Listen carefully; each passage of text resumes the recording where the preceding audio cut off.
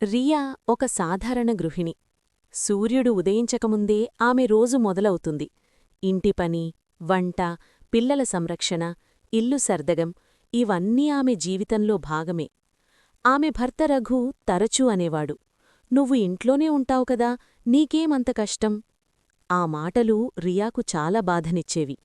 ఎందుకంటే ఆమె కష్టాలు మాటల్లో కాదు, నిశ్శబ్దంగా చేసే పనుల్లో కనిపిస్తాయి. ఒకరోజు రియాకు జ్వరం వచ్చింది. అయినా కుటుంబం కోసం వంట చేయకుండా ఆగలేదు. ఆహారం రుచిగా లేదని రఘు అసంతృప్తి వ్యక్తం చేశాడు. ఆ రాత్రి రియా కళ్లల్లో కన్నీళ్లు చూశాడు రఘు. అప్పుడే అతనికర్థమైంది, ఇంటి సుఖం వెనుక ఎంత పెద్ద త్యాగముందో. తరువాతి రోజు రఘు సెలవు తీసుకుని ఇంటి పనులు చేశాడు. సాయంత్రానికి పూర్తిగా అలసిపోయాడు. అప్పుడు తెలిసింది, గృహిణి పని జీతమివ్వకపోయినా జీవితాన్ని నిలబెట్టే పునాది అని. ఆ రోజునుంచి రఘు మారిపోయాడు. రియాను ఇంట్లో ఉండే ఆడదిగా కాక ఇంటిని నడిపించే బలంగా చూశాడు.